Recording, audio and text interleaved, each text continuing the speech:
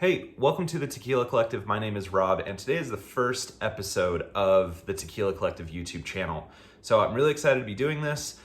Today, since it is our first episode, we're going to talk about beginner tequilas. And before I get into the bottle that I want to review for you today, I want to talk a little bit about what I consider to be a beginner tequila. And there's really three things that need to be in place with a specific tequila for me to consider it a good option if you're just starting on your tequila journey. So number one, it needs to be affordable.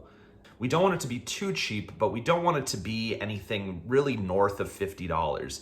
I think a nice sweet spot is somewhere between like 30 and 45 bucks. So for a beginner tequila to be, for me, considered a beginner tequila, it needs to be usually around $40. The second box that needs to be checked is the accessibility. Now, there's lots of tequila out there. I believe there's over 2,100 active brands that are currently available to purchase in the market. However, not all of those brands are easily accessible to everybody, depending on where you live. One of the things that I like about certain brands and certain brands that I consider beginner tequila brands is more and more brands are starting to sell their tequila either directly through their own website, or at least you can find them on other direct-to-consumer websites, which is nice if you can't find a bottle in your local liquor store or even some of the bigger stores like Total Wine or much bigger big box stores like Costco and Walmart and Sam's Club and places like that. So accessibility is a major factor when talking about beginner types of tequila. The third and probably the most important box that needs to be checked for me to consider a tequila a beginner type of tequila is drinkability. And what I mean by drinkability is the tequila a little bit sweeter? Is it a little bit easy to drink? Because remember, if you're just starting on your tequila journey, you're probably not going to be used to any hard alcohol, especially drinking some type of liquor straight up. So the drinkability is very important, and that's why I look for tequilas that tend to be a little bit sweeter. They're usually going to be a little aged. I don't like to recommend blancos for new tequila drinkers just because they can be a little harsh to begin with. But I really like reposados to get people into tequila because you do get that agave forwardness, but you also get a little bit of sweetness, things like cinnamon, citrus, vanilla, caramel off the barrel. And I think it's a nice blend of the traditional type of blancos along with the more aged type of tequilas. And like I said, the most important thing is that it's easier to drink for the average consumer. So that leads me to the bottle that we will be reviewing today. And that bottle is Suerte Reposado. I really love this bottle. It checks all three of the boxes for me. It's very affordable at about $36. It's very accessible. I can find it in a lot of stores near me, but it's also sold directly from Suerte on their website. So you can go on their website and purchase it for yourself. And I would, if you're gonna do that, I would purchase some of the other expressions too, because their entire line is very good in my book. And then the third and most important box that needs to be checked is it's a very good tequila and it's easy to drink.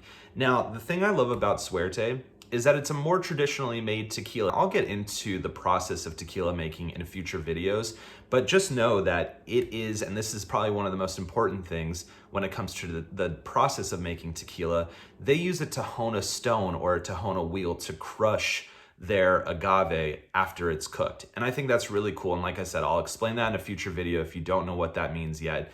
But overall, I think Suerte just makes a really great product.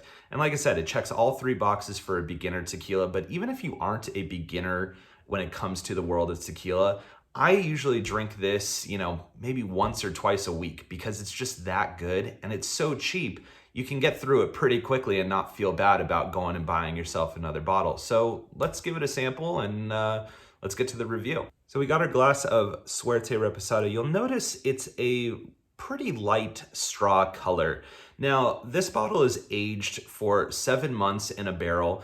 To be considered a reposado, it needs to be aged, the tequila needs to be aged for 2 to 12 months. Anything that's aged for less time or unaged would be considered a Blanco. Anything that's aged for a year to 3 years would be considered an Añejo. And anything that's aged for more than 3 years is considered an extra Añejo. I'll get into more detail down the road, but that's just a very brief overview of the aging process of tequila. Now, because it is aged in a barrel, we do get this light straw color, but we should also get some aromas and flavors that the tequila picked up while being rested in that barrel. So let's give it a smell. And the aromas that you can expect on a reposado, definitely agave, because tequila is made from the blue agave or blue Weber agave plant. That's the only type of agave that tequila can be made from. So you're going to get a cooked agave aroma typically when you smell any type of tequila. Some of the other flavors that come out for me, or the aromas, are aromas of citrus, get kind of like an orange zest aroma. I get cinnamon as well, kind of like some type of baking spice, which is pretty common in aged tequilas. Some other aromas I get are oak, obviously, because it is aged in an oak barrel. And like a little bit of like a honey sweetness, which I really like. So let's give it a taste. So as I was saying before when describing what a beginner type of tequila is, this tequila is so easy to drink. And what I mean by easy to drink, obviously it tastes very good. It has a very nice flavor, but most people when they drink tequila, they associate it with that burn that you normally get like either here in your chest or even higher up in your throat. There's very little burn on the Suerte Reposado, which I think makes it a great beginner tequila. When it comes to the flavor, again, I get flavors of citrus, cinnamon, a little bit of oak, which is to be expected. The agave comes through very nicely, but more than anything, it's just very delicate and light in the mouth. It coats your whole tongue, but it doesn't feel thick or syrupy or anything that some other tequilas tend to feel like in your mouth, and that's because it's an additive-free tequila. So if you're looking for a beginner type of tequila, I can't recommend Suerte enough. Like I said, it's my go-to beginner recommendation. But regardless of your experience with tequila or where you're at in your tequila journey, I think Suerte is a great option. They make a great product. They have an entire line, from Blanco to Extra Añejo, and you really just can't miss with the Suerte. So thanks for watching. If you are just starting your tequila journey, I hope you found this helpful. And if you're not just starting your tequila journey, I hope you share this video with someone who is. Make sure to hit that subscribe button and like this video. Also check us out on our other social media pages on Instagram and TikTok. You can also find us online at tequilacollective.club.